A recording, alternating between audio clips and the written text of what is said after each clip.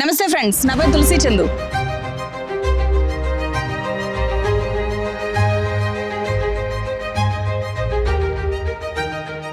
ప్రస్తుతం నేను Madhu Park ridge apartment top వ్యూలో ఉన్నాను. తెలంగాణ ప్రభుత్వం గాంధీ సరోవర్ ప్రాజెక్టు పూర్తి చేయడానికి, మూసి ప్రక్షాళన చేయడానికి ఈ మధు పార్క్ రిడ్జ్ అపార్ట్మెంట్ కూల్చాల్సిందే అని చెప్పి నోటిఫికేషన్ ఇచ్చింది ఫిబ్రవరి 9వ తేదీన. సో అప్పటి నుంచి మధు పార్క్ రిడ్జ్ అపార్ట్మెంట్ చుట్టూ జరుగుతున్న చర్చ అందరికీ తెలుసు. చాలా వీడియోస్ లో మీరు చూసుంటారు. ఇక్కడ ఉన్న ప్రజల వాయిస్, వాళ్ళ ఆవేదన, వాళ్ళ ఆర్తనాదాలు మీరు విని ఉంటారు. ఇంత విషయం కలుపు అందరం పోతాం హాయిగా రాజ్యమేనని చెప్తున్నాం. తెలంగాణ అంటే ప్రేమ పెరగాలి. అదర్ స్టేట్స్ నుంచి వచ్చిన వాళ్ళకి తెలంగాణ మీద విరక్తి రాకూడదు. ఇల్లు ఒక్క ఇంచ్ కూడా మేము వదలము. ఇప్పటికీ ఇంకా లోన్ పే చేస్తున్నామండి. మేము అసలు వెళ్ళవండి, మాకు అసలు కాన్సెప్ట్ లేదు. మీరు ఏదైనా 400 ఫ్యామిలీస్ అడ్డంగా నిలబడిపోతాండి. We don't want to leave this apartment. మేము ఇక్కడే ఉండాలి. నిజానికి ఈ గాంధీ సరోవర్ ప్రాజెక్ట్ కట్టాలి అంటే, దీన్ని పూర్తి చేయాలి అంటే, లేకపోతే మూసి ప్రక్షాళన చేయాలి అంటే, ఇలాంటి ఒక వెల్ ఎస్టాబ్లిష్డ్ అపార్ట్మెంట్ ని కూల్చితే తప్ప వేరే ఆప్షన్ గవర్నమెంట్ కి లేదు అని చెప్పి గవర్నమెంట్ హ్యాండిల్స్ అండ్ అధికారులు చెప్తున్నారు. అది నిజమా? ఇక్కడ 450 ఫ్యామిలీస్ ఉంటాయి. ఆ ఫ్యామిలీస్ లో చాలా ఎక్కువ మంది ఎక్స్ సర్వీస్ మ్యాన్ ఉంటారు. ఇప్పుడు ప్రెసెంట్ ఆర్మీలో పనిచేస్తున్న వాళ్ళు ఉంటారు. ఎక్కువ మంది, మోర్ దాన్ 60% ఈ అపార్ట్మెంట్ లో సీనియర్ సిటిజన్స్ ఉంటారు. ధర్మం కాదు. ఆయనకి నాకు 85 సంవత్సరాలు, ఆయనకి నమస్కారం పెడతా అని చెప్పండి. ఇండ్ల దగ్గరికి రావద్దని చెప్పండి దయచేసి. I'm a retired employee. My wife is also a retired employee. We both are staying here. Only with retirement terminal benefits తోటే మేము కొనుక్కున్నాం. ఈ ప్రాజెక్టు ఎగ్జాక్ట్లీ ఎక్కడ కట్టబోతున్నారు? ఈ అపార్ట్మెంట్ ని డెమాలిష్ చేస్తే తప్ప ఈ ప్రాజెక్ట్ పూర్తి చేయలేరా అని చెప్పి మీకు ఎగ్జాక్ట్లీ చూపించాలి అని అనుకుంటున్నాను. అండ్ ఇక్కడికి దగ్గరలో 1 కిలోమీటర్ దూరంలో బాపు ఘాట్ ఉంటుంది. గాంధీ విగ్రహం పెట్టేది ఈ అపార్ట్మెంట్ ఉన్న ప్లేస్ లో కాదు, ఇక్కడ నుంచి 1 కిలోమీటర్ దూరంలో. మరి ఈ అపార్ట్మెంట్ ఉన్న ప్లేస్ లో ఏముంటుంది అంటే ఒక రిజర్వాయర్ వస్తుందంట. అపార్ట్మెంట్ ఎదురుగా గోల్కొండ ఉంటుంది. కింద చూస్తే మీకు ఇక్కడ వాటర్ ఫ్లో కనిపిస్తుంది. ఇది మూసా వాగు, గండిపేట రిజర్వాయర్ నుంచి అక్కడ నీళ్లు ఈ వాగు గుండా పోతూ ఉంటాయి అన్నమాట. దీని తర్వాత అపార్ట్మెంట్ కి అటువైపు త్రివేణి సంగమం ఉంటుంది. అటువైపు నుంచి అంటే నా ఆపోజిట్ లో నుంచి ఈసా నది వస్తుంది.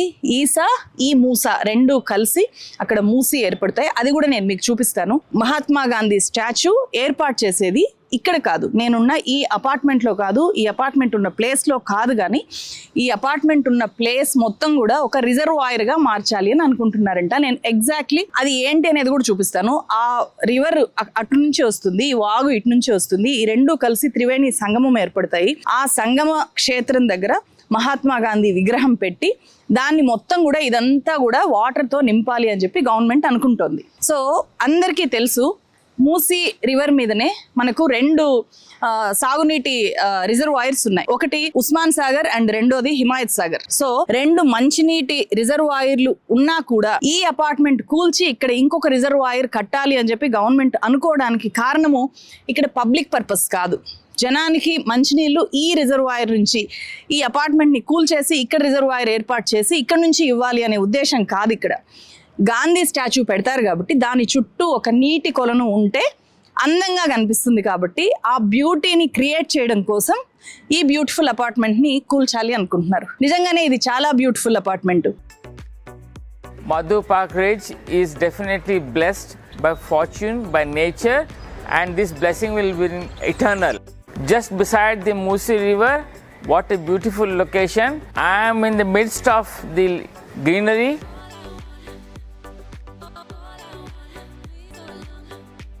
The way the building has been constructed as if it is a European chateau of French colony, something close to Pondicherry.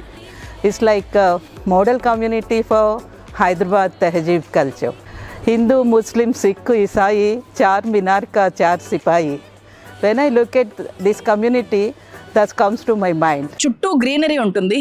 And ఇక్కడ ఉండే వాళ్ళు ఎక్కువ మంది ఆర్మీలో పనిచేసి రిటైర్ అయిన వాళ్ళు, వాళ్ళ రిటైర్మెంట్ డబ్బులతో, అండ్ గవర్నమెంట్ ఉద్యోగస్తులు ఎక్కువ మంది ఉంటారు, ఆర్మీలో పనిచేసిన వాళ్ళు ఎక్కువ మంది ఉంటారు, ఇక్కడ సాఫ్ట్వేర్ ఎంప్లాయీస్ ఎక్కువ మంది ఉంటారు, జర్నలిస్టులు, నాలాంటి జర్నలిస్టులు ఉంటారు ఇక్కడ. సో ఇది వాళ్ళ లైఫ్ టైం సేవింగ్స్తో కొనుక్కున్న అపార్ట్మెంటు. ఇక్కడ ఎక్కువ మంది ప్రిఫర్ చేయడానికి మెయిన్ రీజను, ఈ అపార్ట్మెంట్ పక్కనే ఆర్మీ పబ్లిక్ స్కూల్ ఉంటుంది, పిల్లలు అక్కడ చదువుకుంటారు. అండ్ ఇంకొక వైపు ఇది ఆర్టిలరీ, ఇక్కడ మీకు కనిపిస్తోంది కదా గ్రౌండ్, అక్కడ కనిపిస్తుంది కదా, అదంతా కూడా ఆర్మీ ఏరియా. సో ఈ అపార్ట్మెంట్లో ఉండే వాళ్ళు ఈజీగా అక్కడ వర్క్ చేయొచ్చు. ఆర్మీ క్యాంటీన్ అక్కడే ఉంటుంది, ముందుకెళ్తే ఆర్మీ హాస్పిటల్ ఉంటుంది. అండ్ ఇది మెయిన్ రోడ్, ఇక్కడ మీకు కనిపిస్తూ ఉంటుంది నేషనల్ హైవే. అన్నిటికీ ఇది సెంటర్ పాయింట్ కాబట్టి వాళ్ళ లైఫ్ సేవింగ్స్తో ఇక్కడ డబ్బులు పెట్టి ఇక్కడ కొనుక్కున్నారు. సో అండ్ చుట్టూ మంచి అట్మాస్ఫియర్ ఉంటుంది. మొత్తం చుట్టూ 3 వైపులా కూడా అపార్ట్మెంట్ 3 వైపులా గ్రీనరీ ఉంటుంది. సిటీలో మనకు కొంచెం ఆక్సిజన్ దొరికే ప్లేస్. అండ్ ఇది ఒక గేటెడ్ కమ్యూనిటీ. పిల్లలు సేఫ్గా ఉండే ప్లేస్ ఏదైనా ఉందా అంటే అది ఈ అపార్ట్మెంట్ అని చెప్పి ఇక్కడికి వచ్చి ఎవరైనా చూసి కన్విన్స్ అయిన వాళ్ళు ఖచ్చితంగా ఇక్కడ కొనుక్కునేలాగా ఇక్కడ మంచి అట్మాస్ఫియర్ ఉంటుందన్నమాట. సో ఇప్పుడు ఇంత అందంగా ఉన్న ఈ అపార్ట్మెంట్ కూల్ చేసి దీన్ని ఒక కమర్షియల్ ప్లేస్ లాగా చేసి వాటర్తో నింపి 2 రిజర్వాయర్లు ఉండగా ఇంకొకటి అందం కోసమే ఒక రిజర్వాయర్ కట్టి ఇక్కడ ఉంటున్న 420 కుటుంబాలని బయట పడేయాలి అని చెప్పి రేవంత్ రెడ్డి గవర్నమెంట్ అనుకుంటోంది. మధు పార్క్ రిడ్జ్ ఆ రోజు వారు చెప్తున్న ప్రకారము మాకు 12 మీటర్స్ ఇచ్చినారు అని చెప్పేసి, పర్మిషన్స్ ఇచ్చినారు అని చెప్పేసి, అయితే 2012 నుంచి 50 మీటర్స్ ఏదైతే బఫర్ జోన్ ఏదైతే గవర్నమెంట్ ఆర్డర్స్ ఉన్నాయో ఆ యొక్క గైడ్ లైన్స్ ప్రకారం చూసినప్పుడు ఇప్పుడు దాదాపు 2.5 ఎకరాలు Madhu Park Ridge 50 metre buffer zone లోకి వస్తుంది. అపార్ట్మెంట్ నిజంగా బఫర్ జోన్ లో ఉంది అని చెప్పి కూడా గవర్నమెంట్ ఒక నెరేటివ్ ముందుకు తీసుకొస్తుంది. ఇక్కడ నుంచి చూస్తే మీకు నది చాలా దగ్గరగా అనిపిస్తుంది, కానీ నేను అవతలకి వెళ్ళి చూపిస్తాను. ఇది బఫర్ జోన్ లో లేదు. 2004లో ప్రాపర్ హుడా అప్రూవల్తో ఈ అపార్ట్మెంట్లో బిల్డర్ కట్టడం జరిగింది. ఆయన అమెరికాలో డాక్టర్గా పనిచేసి ఇక్కడ ఒక well established gated community, middle class people ఉండదగ్గ అపార్ట్మెంట్ ఇక్కడ కట్టాలి అని చెప్పి ఈ గేటెడ్ కమ్యూనిటీని కట్టడం జరిగింది. సో అన్ని అనుమతులు తీసుకొని ప్రాపర్ పట్టా ల్యాండ్ తీసుకొని ఆయన ఈ అపార్ట్మెంట్ని బిల్డ్ చేయడం జరిగింది. అయితే 2004లో హైదరాబాద్లో ఉండే ఈ రివర్కి బఫర్ జోన్లే లేవు. First time buffer zones fix చేసింది 2010లో. దాని ప్రకారము ఇలాంటి వాగులు, ఇది పెద్ద నది కాదు, అక్కడ నది ఏర్పడుతుంది. 2 కలిసిన తర్వాత పెద్ద నది ఏర్పడుతుంది. గండిపేట నుంచి వచ్చే ఈ మూసా వాగులకి 9 మీటర్లు మాత్రమే బఫర్ జోన్. 2012లో ఈ బఫర్ జోన్ని 50 మీటర్లకు పెంచారు. సో ఇప్పటికీ ఇది వాగే కాబట్టి ఇక్కడ ఎప్పుడూ ప్రవాహం రాదు. అండ్ ఇక్కడి దాకా గేట్ దాకా చాలా పెద్ద గోడలు ఉంటాయి. ఆ గోడల దాకా కాదు కదా, రోడ్డును తాకిన సందర్భం కూడా లేదు ఎంత పెద్ద ఫ్లడ్స్ వచ్చినా కూడా. సో బఫర్ జోన్లో ఈ అపార్ట్మెంట్ ఉంది అనేది పూర్తిగా అవాస్తవం. 2004లో అపార్ట్మెంట్ కట్టుకుంటే 2012లో బఫర్ జోన్లని గవర్నమెంట్ ఫిక్స్ చేసింది. ఆ ప్రకారం చూసుకున్నా కూడా ఈ అపార్ట్మెంట్ బఫర్ జోన్ కిందకి రాదు. కానీ ఇప్పుడు కొత్తగా అంటే గవర్నమెంట్స్ మారే కొద్దీ బఫర్ జోన్లని పెంచుకుంటూ వెళ్తే ఇప్పుడు ఇంకా బఫర్ జోన్ని పెంచితే ఈ అపార్ట్మెంట్ని స్వాధీనం చేసుకోవడానికి బఫర్ జోన్ని మీరు ఎక్స్టెండ్ చేస్తే అప్పుడు ఇది బఫర్ జోన్ కిందకి వస్తుందేమో, కానీ చట్ట ప్రకారం ఇది బఫర్ జోన్ కిందకి వచ్చే అపార్ట్మెంట్ కాదు. గాంధీ విగ్రహం పెట్టే త్రివేణి సంగమం అక్కడ ఎదురుగా కనిపిస్తుంది చూడండి ఒకసారి. అక్కడ వైట్ కలర్ డోమ్ లాగా కనిపిస్తుంది కదా, బాపుఘాట్. ఇప్పటికే అక్కడ గాంధీ అస్థికలతో గాంధీ విగ్రహం ఉంది. ప్రతిసారి కూడా గాంధీ జయంతికి అక్కడ ముఖ్యమంత్రి నివాళులు అర్పించడం జరుగుతుంది. సో బాపుఘాట్ ఏరియా, బాపుఘాట్ అనమాట. ఇక్కడ నుంచి 1 కిలోమీటర్ కంటే తక్కువ దూరంలో ఉంటుంది బాపుఘాట్. త్రివేణి సంగమంలో ఆ బాపుఘాట్ ఏర్పాటు చేయడం జరిగింది. ఆ బాపుఘాట్ ప్లేస్లోనే గాంధీ విగ్రహం పెట్టాలి అని చెప్పి గవర్నమెంట్ అనుకుంటుంది. ఇక్కడ మీరు చూడొచ్చు అక్కడ నుంచి వస్తుంది. సో హిమాయత్ సాగర్ నుంచి ఈసా నది వచ్చి ఇక్కడ కలుస్తుంది. గండిపేట నుంచి వచ్చి మూసా వాగు ఇక్కడ కలుస్తుంది. అవి 2 కలిసే త్రివేణి సంగమ ప్లేస్ అనమాట. అది ఆ త్రివేణి సంగమంలో, ఆ పవిత్రమైన త్రివేణి సంగమంలో గాంధీ విగ్రహం పెట్టాలి అని ఇప్పుడు బాపుఘాట్ ఉన్న ప్లేస్లో అక్కడ పెట్టాలి అని అనుకుంటున్నారు. అక్కడ గాంధీ విగ్రహం పెట్టాలి అంటే దీన్ని మొత్తం కూడా వాటర్తో నింపాలి, ఇక్కడ పడవలు తిప్పాలి, దీన్ని బ్యూటిఫై చేయాలి అని చెప్పి గవర్నమెంట్ అనుకుంటుంది. సో ఈ చుట్టూ గ్రీన్ ఏరియా కనిపిస్తుంది కదా, ఈ గ్రీన్ ఏరియా మొత్తం కూడా గవర్నమెంట్ ల్యాండ్. ఇక్కడ దర్గా ఉంటుంది, దర్గా తప్ప మిగిలినంతా కూడా గవర్నమెంట్ ల్యాండ్. దాదాపు ఇక్కడ ఆర్మీ ల్యాండ్, ఇదంతా కూడా army land and government land. Musa కంటే పక్కన ఉండేది మొత్తం కూడా తపోవనం పార్క్. ఇక్కడ మీకు ఒక ఇంట్రెస్టింగ్ విషయం చెప్పాలి. సాధారణంగా పల్లెటూర్లలో ఎలాగైతే కోడి కూతలతో నిద్ర మేల్కుంటారో, ఈ మధు పార్క్ రిడ్జ్ అపార్ట్మెంట్లో ఉన్న వాళ్ళు నెమలి కూతలతో, నెమళ్ళ అరుపులతో నిద్ర మేల్కుంటారు. తపోవనం పార్క్లో ఇక్కడుండే గ్రీన్ ఫారెస్ట్ లాంటి గ్రీన్ ఏరియా నిండా కూడా నెమళ్ళు ఉంటాయి.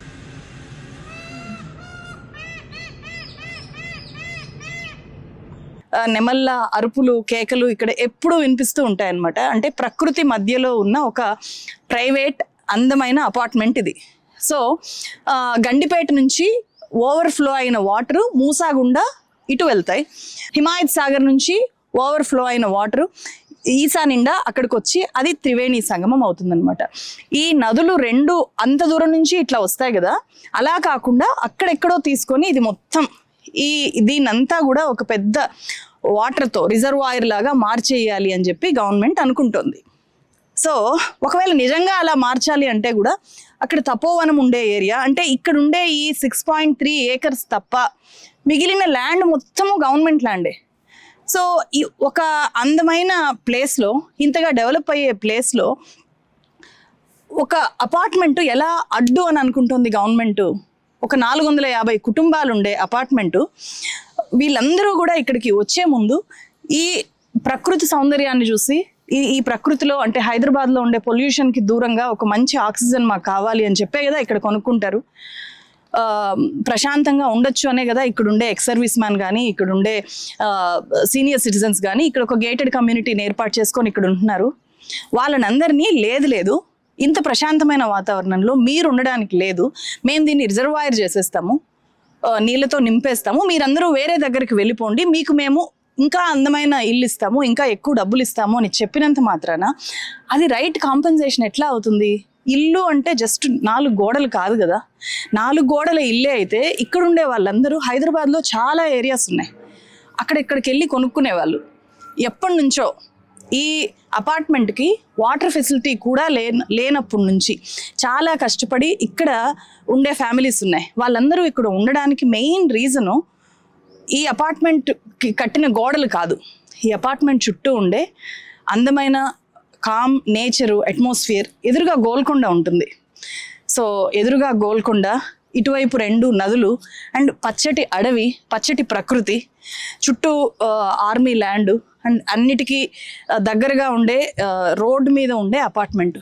ఇవన్నీ ఇక్కడున్న వాళ్ళు త్యాగం చేయాలి అని చెప్పి ఇప్పుడు గవర్నమెంట్ అంటోంది కదా. ఈ త్యాగానికి ప్రతిఫలం ఏంటి? పోనీ నిజంగానే ఇక్కడ ఒక పెద్ద హాస్పిటల్ వస్తుంది, అది తెలంగాణలో ఉండే ప్రజల ఆరోగ్యానికి చాలా చాలా ఇంపార్టెంట్, లేకపోతే ఇక్కడ ఒక పెద్ద మెడికల్ కాలేజ్ గవర్నమెంట్ కట్టాలనుకుంటోంది, అది ఇక్కడ ఉండే వైద్య విద్యకు చాలా ఇంపార్టెంట్ అని అనుకుంటే, అలాంటి ప్రాజెక్ట్ ఏదైనా వస్తే ఎస్ ఖచ్చితంగా త్యాగాలు చేయాలి ఒక ప్రాజెక్ట్ రావాలంటే అని అనుకోవచ్చు. ఇక్కడ 2 పెద్ద రిజర్వాయర్లు ఉండగా కేవలం బ్యూటీ కోసం దీన్నంతా కూడా కూల్ చేసి ఇక్కడ వాటర్తో నింపాలి అని చెప్పి దాంట్లో పడవలు తిప్పినప్పుడే నా ప్రతిష్ట పెరుగుతుంది అని చెప్పి ఒక ముఖ్యమంత్రి సడన్గా వచ్చి అనుకుంటే, దానికి 450 కుటుంబాలు, ఎగ్జాక్ట్లీ చెప్పాలంటే 420 కుటుంబాలు త్యాగాలు చేసి ఇది ఏ తరహా అభివృద్ధి అని అనుకుంటున్నారు?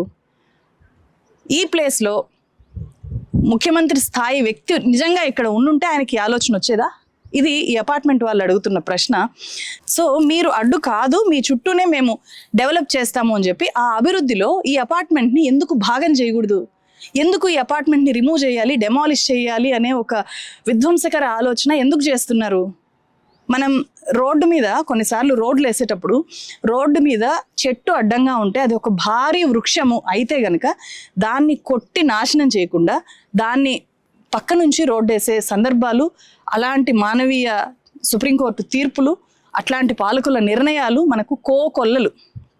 అండ్ నేను స్టడీ చేసిన దాని ప్రకారం ప్రపంచంలో ఎలాంటి రివర్ ఫ్రంట్ డెవలప్మెంట్లో కూడా ఏ ఒక్క అపార్ట్మెంట్, వెల్ ఎస్టాబ్లిష్డ్ అపార్ట్మెంట్ని ఇంతవరకు ఏ దేశంలో ఏ పాలకుడు రిమూవ్ చేయలేదు. తెలంగాణలో ముఖ్యమంత్రి రేవంత్ రెడ్డి గారికి మాత్రమే ఈ వింత విచిత్రమైన విధ్వంసకర ఆలోచన వచ్చింది. ప్రపంచంలో మీరు చూపించండి, మీరు వెళ్ళారు కదా లండన్ థేమ్స్ దగ్గరికి, ఆ థేమ్స్ రివర్ని బ్యూటిఫై చేయడానికి కూడా అక్కడుండే గుడిసెల్ని ఖాళీ చేయించారు. తాత్కాలిక గృహాలు అవి వేసుకున్న పక్కా హౌసెస్ కాదు కాబట్టి వాటిని రిహాబిలిటేట్ చేశారే కానీ అక్కడుండే వెల్ ఎస్టాబ్లిష్డ్ స్ట్రక్చర్స్ని ఎక్కడా కూడా డెమాలిష్ చేయలేదు, వాటినంతా కూడా భాగస్వామ్యం చేశారు. సో ఇప్పటికైనా సరే నా రిక్వెస్ట్ ఒకటే, మీరు మానవత్వంతో ఆలోచించండి. ఎంత పెద్ద స్థాయికి ఎదిగితే మానవత్వంలో అంత ఉన్నతంగా కూడా ఉండగలగాలి. ఎంత పెద్ద స్థాయికి ఎదిగితే అంత అమానవీయంగా ప్రవర్తించకూడదు.